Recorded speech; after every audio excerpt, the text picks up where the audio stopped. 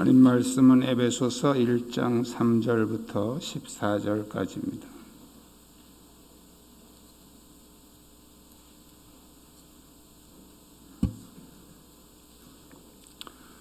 에베소서 1장 3절부터 14절까지 한 절씩 교독하겠습니다. 찬송하리로다. 하나님 곧 우리 주 예수 그리스도의 아버지께서 그리스도 안에서 하늘에 속한 모든 신령한 복을 우리에게 주시되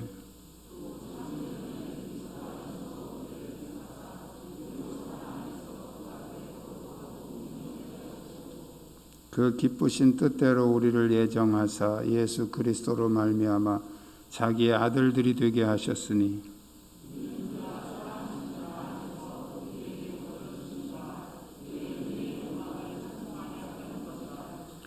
우리는 그리스도 안에서 그의 은혜의 풍성함을 따라 그의 피로 말미암아 속량 곧 죄사함을 받았느니라.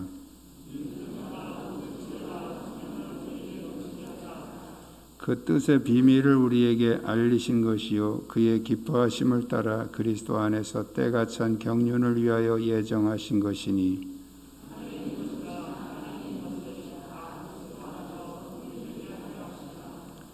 모든 일을 그의 뜻의 결정대로 일하시는 이의 계획을 따라 우리가 예정을 입어 그 안에서 기업이 되었으니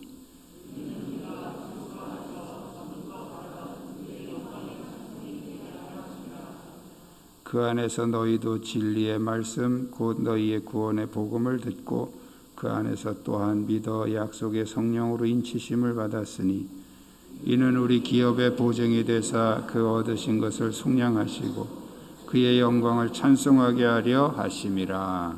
아멘.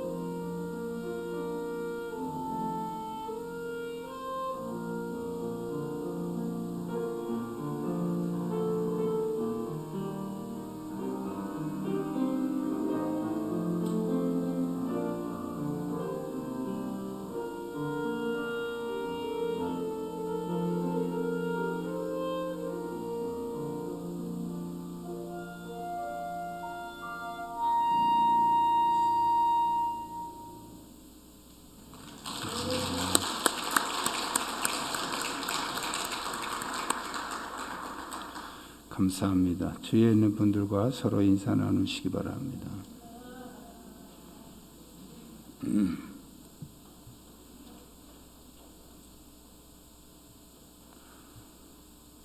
누군가가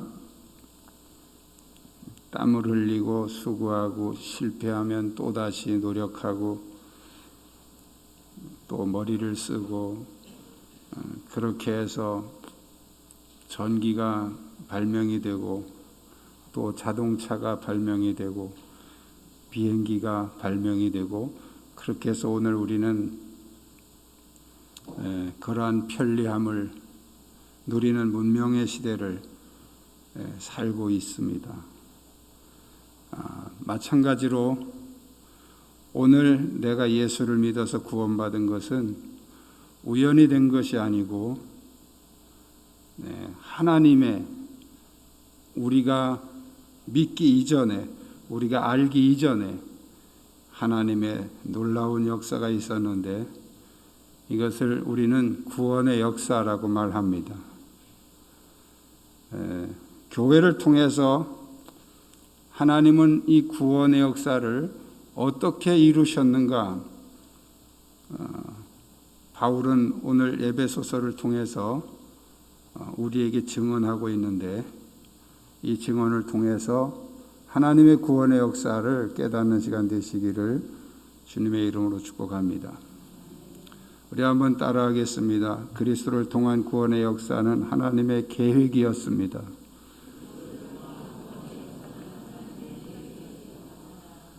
오늘 바울은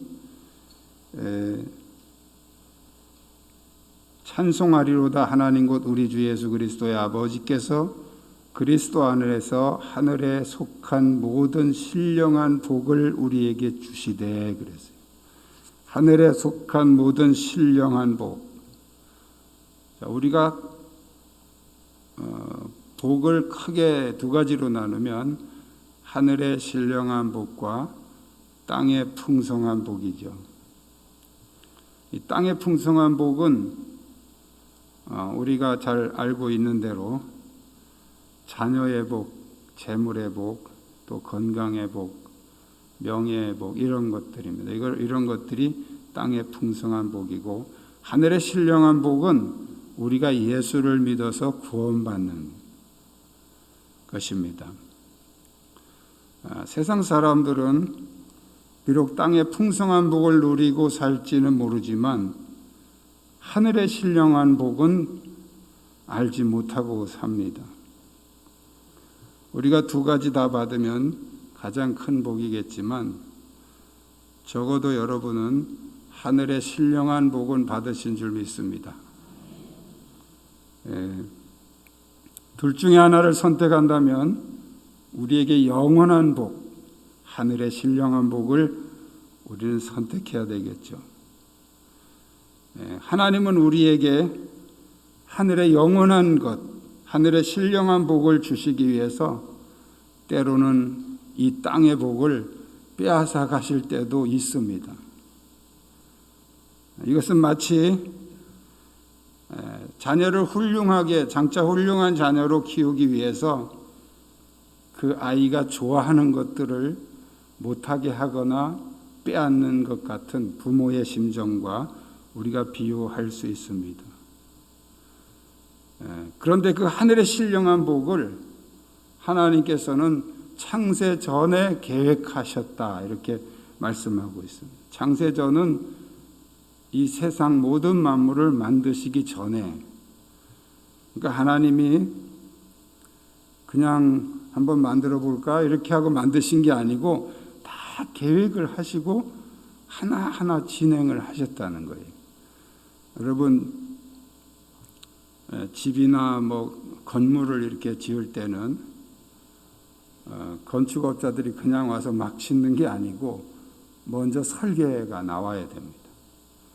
설계가 나오고 또 설계를 가지고 법적 절차를 통해서 다 허가를 받고 그러고 나서 이제 공사가 시작이 되는 거죠. 하나님이 이 세상을 만드실 때도 이미 다 설계가 된 후에 세상 만물을 창조하시고 또 인간을 창조하셨는데 인간을 창조하실 때도 이미 어떤 하나님의 계획이 세워진 다음에 창조를 하신 거예요. 그 하나님의 계획이 뭐냐 하면 인간이 타락할 경우에 어떻게 인간을 다시 회복시키느냐 하는 그런 계획이죠. 천사는 타락한 천사들을 회복할 수 있는 프로그램이 없어요. 그래서 이제 쫓아내서 그게 마귀가 된 거죠. 하나님이 사람을 만드실 때는, 사람이 타락했을 때는 그냥 쫓아낼 게 아니고 이들을 다시 회복시킬 수 있는 그런 어떤 계획을 하나님께서 세우신 것입니다. 그 계획이 뭐냐 하면 그리스도를 통한 구원의 역사입니다. 인간이 타락할 경우에는 그리스도를 통해서 네가 인간의 몸을 입고 가서 인간을 위해서 대속해서 그들을 구원해야 한다. 이 계획이 사람을 만드시기 전에 나왔다는 거예요. 그럼 하나님이 인간이 타락할 걸 미리 다 아셨느냐? 아실 수도 있지만 하나님이 인간에게 자유의지를 주실 때는 50대 50이에요. 타락할 수 있는 50, 또 순종할 수 있는 50이죠. 자유의지를, 완전한 자유의지를 주셨으니까요. 그러면 순종할 경우에는 아무 문제가 없지만 타락할 경우에는 거기에 대한 대안이 있어야 되는데 그 대안이 예수 그리스도라는 거예요. 자동차를 만들 때 이게 고장이 났을 때는 어떻게 고쳐야 된다는 대안을 설계하고서 만드는 거죠. 그래서 그 볼트, 너트 뭐 이런 거 여러 가지를 통해서 이 부분이 고장 났을 때는 이만큼 떼어내고 바꿀 수 있는, 대체할 수 있는 어떤 그런 거라든지 이런 것들이 다 이제 대안이 만들어지고 이제 자동차가 만들어지는 거예요. 똑같이 하나님께서 사람을 만드실 때는 완전한 자유의지를 주시려고 하는데 그 자유의지를 주실 때는 불순종할 때에 대한 거기에 대한 대안이 필요한 거죠. 그걸 하나님께서 사람을 만드시기 전에 계획하셨다는 거예요. 그것이 바로 그리스도를 통한 구원의 역사라는 겁니다. 그래서 하나님은 우리에게 육체라는 걸 주셨어요. 이 육체는 바로 회복할 수 있는 기간을 위해서 만드신 거죠. 그래서 우리가 육신이 살아있는 기간은 바로 하나님께로 돌아갈 수 있는 유일한 기간입니다. 할렐루야. 신명기 30장 19절에 보면 내가 생명과 사망과 복과 저주를 네 앞에 두었은즉 너와 네 자손이 살기 위하여 생명을 택하고 그랬어요. 이게 지금 누구에게 한 말입니까? 선택받은 아브라함의 자손들에게 한 말이에요.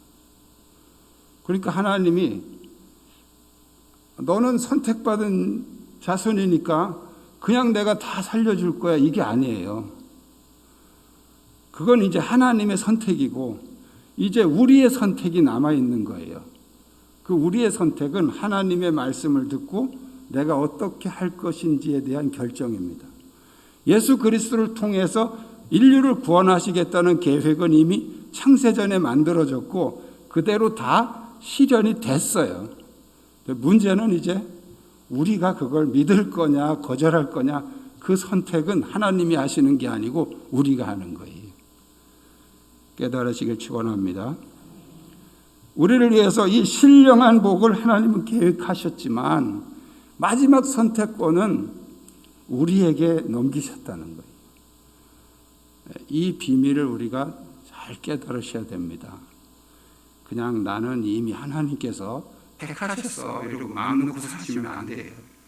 하나님은 예수 그리스도를 통해서 우리를 택하셨을 뿐이고 우리가 그 하나님이 계획하신 그 섭리를 믿음으로 받아들여야 되는 부분은 우리가 또 선택해야 되는 부분이죠.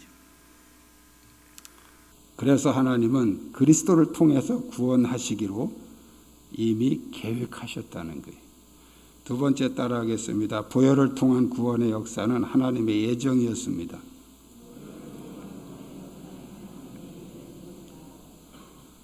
자, 그리스도를 통해서 구원하시겠다고 하는 것은 하나의 큰 계획을 말한다면 그 안에 구체적으로 들어가서 방법론이 뭐냐면 보혈을 통한 구원이에요.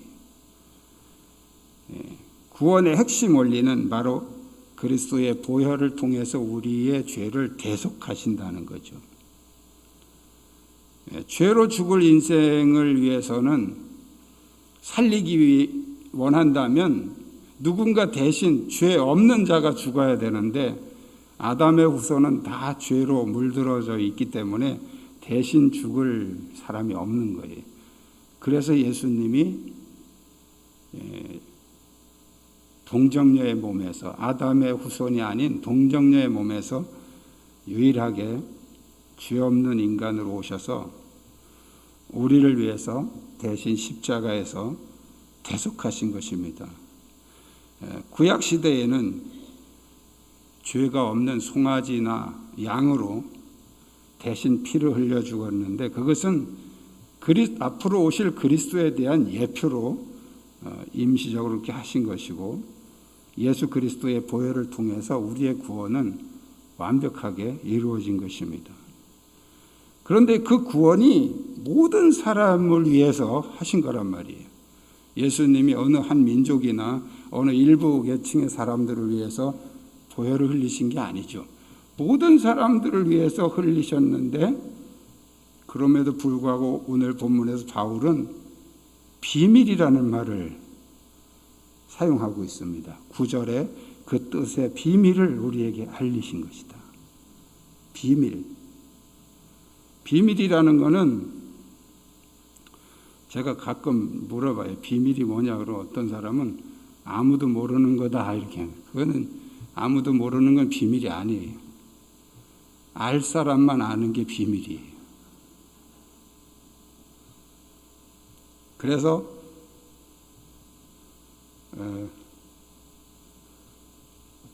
어떤 것은 특정 계층만 알고 어떤 그 단체만 아는 그런 것들이죠.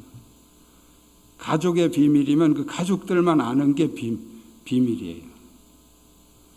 국가 기밀은 국가의 중요한 그 정부 요원들만 아는 게 국가 기밀이죠. 이게 다 온 국민에게 다 개방이 돼 버리면 이제 그건 비밀이 아니에요. 그래서 알 사람만 아는 게 비밀이다. 그런데 바울이 이 복음을 비밀이라고 말한 거예요. 그건 왜 그러냐면 구약 시대의 그 여호와 신앙은 이방인에게 가려져 있었죠. 그래서 이스라엘 백성들에게만 알려져 있었는데, 이제 신약 시대에 예수님이 오셔서 이 복음은 전 세계로 퍼져 나가긴 했지만 여전히 안 믿는 사람들에게는 가려져 있어요. 그래서 믿는 사람만 알 수 있는 거예요. 이게 복음의 비밀입니다. 안 믿는 사람들은 다 비슷한 줄 알아요. 기독교나 불교나 뭐 이슬람교나 다 비슷한 거다. 제가 그 우즈베키스탄에 한번 가서 이렇게 전도 훈련 받으러 가 전도한 적이 있는데, 이제 그 러시아어를 잘하는 분이 있어서 그분이 이렇게 이제 얘기하면서 통역을 하는데, 이슬람교죠, 그 이슬람교. 그분들은 이렇게 기독교를 막 배척하거나 이러지 않아요. 그냥 다 듣고서는 뭐라 그러냐면, 당신이 믿는 그 기독교, 당신이 기독교를 믿는 것처럼 나는 알라 신을 믿는다. 더 이상 나한테 강요하지 말아라, 그런 뜻이죠. 아주 점잖게 거절을 합니다. 이 사람들은 다 이제 기독교, 네가 믿는 기독교나 내가 믿는 알라나 다 같은 것이다, 이렇게 생각하는 거예요. 불교인들도 마찬가지입니다. 불교를 믿는 사람들도 당신이 믿는 그 예수나 내가 믿는 석가모니나 다 그냥 같은 것이고 우리는 나중에 다 좋은 곳으로 간다, 이렇게 생각을 하는 거예요. 근데 제대로 예수 그리스도를 통해서 이제 성령 받고 믿음을 가진 사람은 그렇게 생각 안 하죠. 만약에 여러분이 그렇게 생각하는 사람이 있다면 그건 종교다원주의의 사상에 빠진 거예요. 뭐 석가모니나 뭐 예수나 다 비슷한 거야 이렇게 생각하면 그것은 종교다원주의 사상이죠. 우리가 성경을 제대로 알고 바른 믿음을 가진 사람은 그렇게 생각을 안 합니다. 왜 우리가 다른 종교를 가졌다고 하는데도 자꾸 예수 믿어보라고 이렇게 권면하냐 하면 우리는 비밀을 알기 때문에 그런 거예요. 이 기독교는 성경이 말하는 그 구원은 일반 타종교하고 다르다는 걸 비밀을 우리는 알기 때문에 그런 거예요. 이걸 모르니까 다 똑같다 이렇게 생각을 하는 거죠. 예수 보혈을 통한 이 구원의 역사는 비밀입니다. 비밀. 그런데 이것이 하나님이 예정하신 것이다. 예정이라는 것은 미리 정하신 것이다 그 말이에요. 인간이 타락하고 나서 이렇게 할까 하고 방법을 제시한 게 아니고 이미 창조하기 이전에 하나님이 예정을 하셨어요. 미리 정하셨어요. 네가 죽어서 십자가에서 피 흘려 인간의 죄를 대속해라 이렇게 미리 정하신 거예요.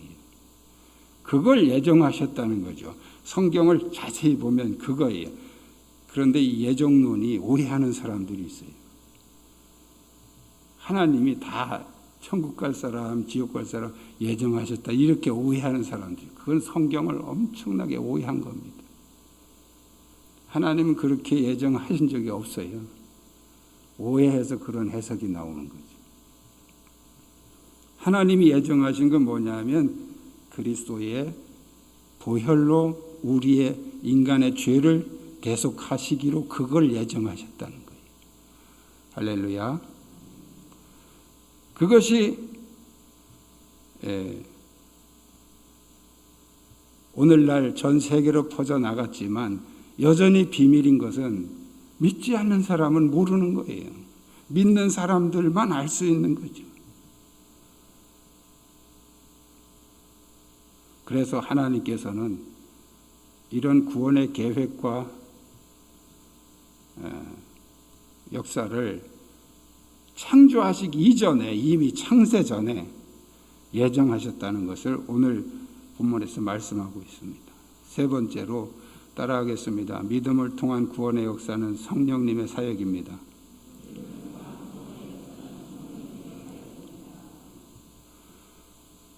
하나님은 우리를 사랑하시기 때문에 우리가 구원받을 수 있는 가장 쉬운 방법을 계획하셨죠. 그게 뭐냐면 당신이 다 모든 대가를 지불하고 우리에게는 믿음이라는 가장 쉬운 카드를 주셨어요. 너희는 믿기만 해라. 창세기 3장에서 인간이 타락한 핵심이 뭐냐면 하나님에 대한 불신이에요. 불신. 그걸 다시 돌이키려면 하나님에 대한 믿음이 회복돼야 되는 거예요.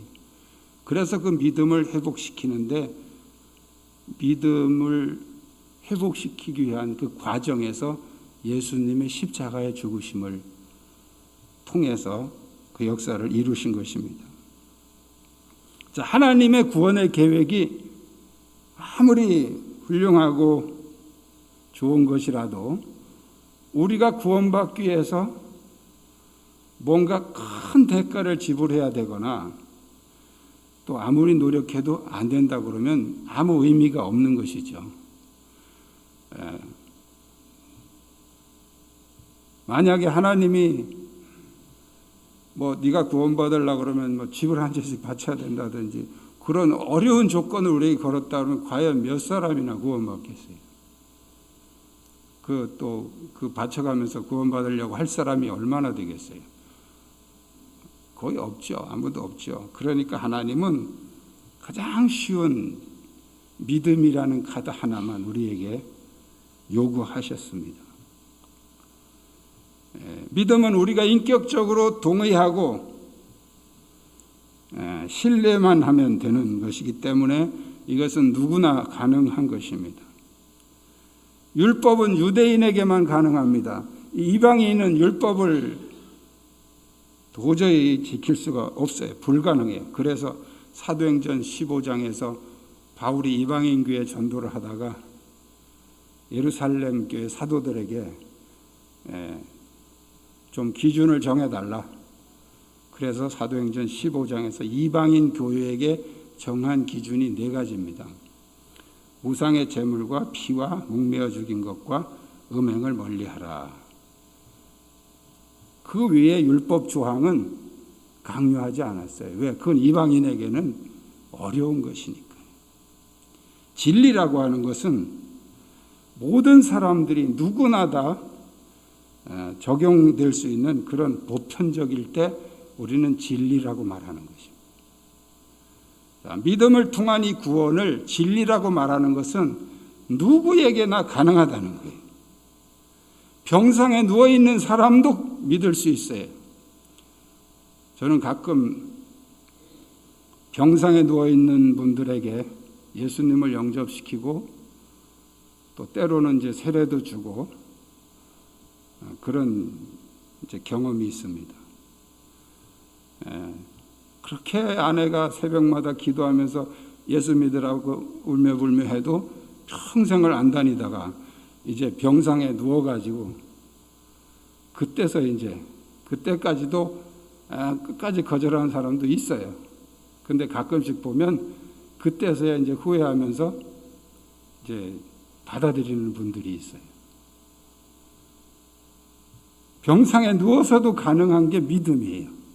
이건 하나님께서 그 누구도 어떤 사람도 어려워서 구원 못 받는 사람이 있어서는 안 되기 때문에 가장 쉬운 방법으로 하나님 우리에게 예정을 하셨고, 자, 이 진리를 통해서 구원받은 자에게 오늘 성경에 보면 성령님이 인쳐 주신다 그랬어요. 13절에 그 안에서 너희도 진리의 말씀 곧 너희의 구원의 복음을 듣고 그 안에서 또한 믿어 약속의 성령으로 인치심을 받았으니, 여기 인치신다, 인쳤다 하는 것은 아주 쉽게 설명을 하면 여러분이 아파트를 사거나 땅을 사고서 그 등기장에 자기 인감도장 확 찍는 거예요. 그게 인치시는 거예요. 하나님께서 우리가 믿음으로 예수님을 영접할 때 성령께서 너는 내 소유다 이렇게 인감도장을 찍으신다는 거예요. 성령의 인치심을 받은 성도는 이제 하나님의 소유된 백성이죠. 하나님의 소유된 백성. 그래서 하나님이 관리하신다는 거예요. 할렐루야. 어떤 사람은 그렇게 말합니다. 작은 물건 하나도 내가 돈을 내고 값을 치러야 그게 내 것이 되는데 어떻게 영생을 얻는데 그렇게 값없이 아무것도 없이 믿음 하나만 가지고 구원받을 수 있겠냐. 기독교는 너무 좀 허무한 소리를 하는 거 아니냐. 여러분, 우리가 값없이 구원받는다는 게 내가 대가를 안 치렀다는 뜻이지 아무도 대가를 안 치렀다는 뜻이 아니에요. 여러분이 자녀에게 집이나 땅을 이렇게 물려주잖아요. 상속을 해주는데 그 자녀가 그 집이나 땅을 위해서 얼마나 투자했습니까? 아무것도 없어요. 단지 아들이라는 것 때문에. 그럼 그 땅은 공짜로 생긴 거냐? 공짜로 생긴 게 아니에요. 아버지가 다 이미 거기 투자를 했어요. 내가 공짜지 아버지는 공짜가 아니단 말이에요. 아버지도 물려받은 거라면 그 윗대에서 누군가가 그만큼의 어떤 희생과 땀과 노력을 투자한 거죠.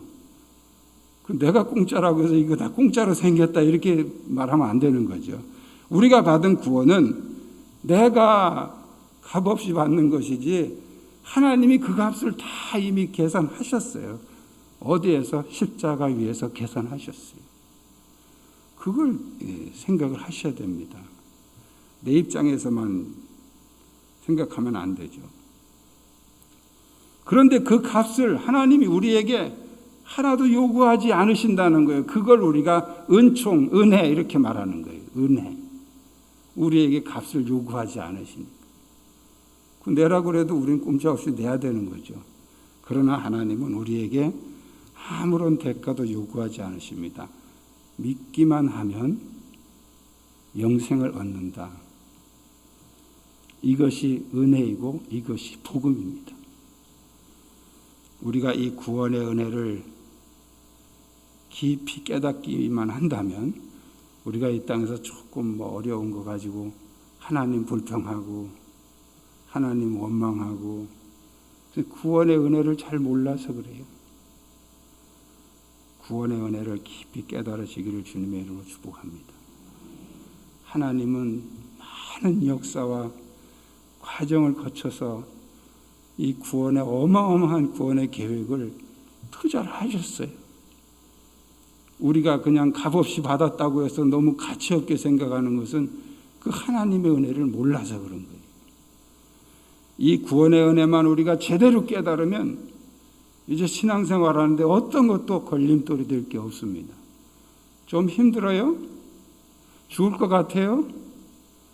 구원에 확신 있는 사람이 죽을 걸 뭘 두려워합니까? 하나님이 다 예비하신 나라가 있는데 아무것도 걸릴 게 없어요. 힘들고 어려우면 하나님이 더 하나님 의지하라고 또 기도하라고 주시는 사인이구나, 이렇게 우리가 해석하고 나를 구원하신 은혜가 얼마나 감사한가 감사하시기를 바랍니다. 이 은혜가, 이 믿음이 우리 모두에게 넘치시기를 주님의 이름으로 축복합니다.